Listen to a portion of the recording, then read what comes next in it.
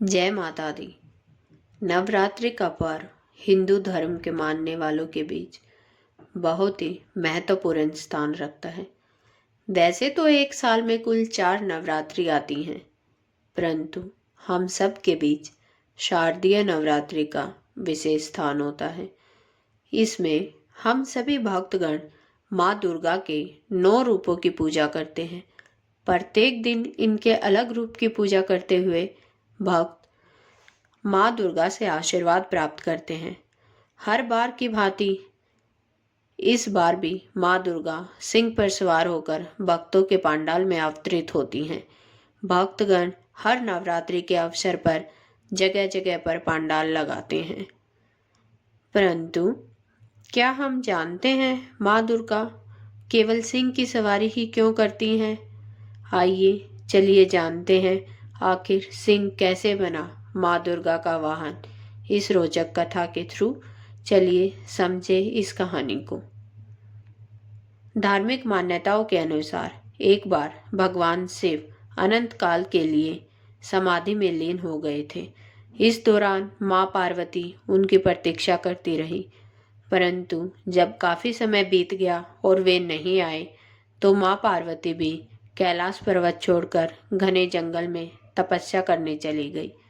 जिस वक्त माता पार्वती तपस्या में लीन थी, उसी वक्त वहां एक भूखा सिंह आ गया, जिसने उनका शिकार करना चाहा, परंतु तब के सुरक्षा चक्कर के घेरे को वह तोड़ नहीं सका। फिर सिंह देवी माता पार्वती की तपस्या पूरी होने तक उनके इंतजार में वहीं बैठ गया। सिंह ने सोचा तपस्या से उठने के बाद माँ पार्वती का शिकार करके वह अपनी भूख मिटाएगा। वहीं दूसरी तरफ देवी माँ की तपस्या से शिवजी भगवान प्रसन्न हुए और उन्हें वापस कैलाश पर्वत पर ले जाने आ गए।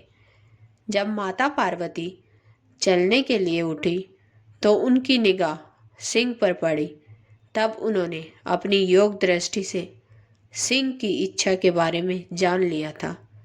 माँ को दया आ गई। उन्होंने उसकी प्रतीक्षा को ही तपस्या मान लिया और उसे अपने साथ ले गई। उसी दिन से सिंह दुर्गा माँ का वाहन बन गया था।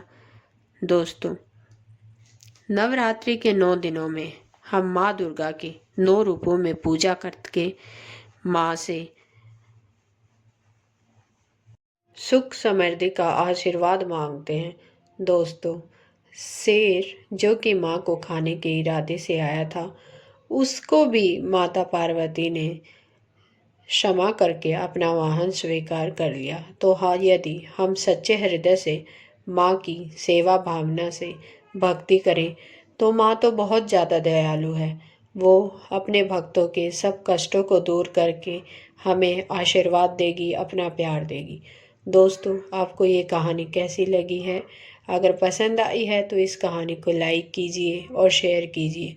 अगर आप इस चैनल पर पहली बार आए हैं तो मेरे चैनल को आप सब्सक्राइब कीजिए। आगे फिर मिलते हैं किसी एक नई कहानी के साथ। तब तक के लिए अपना ख्याल रखिएगा। धन्यवाद।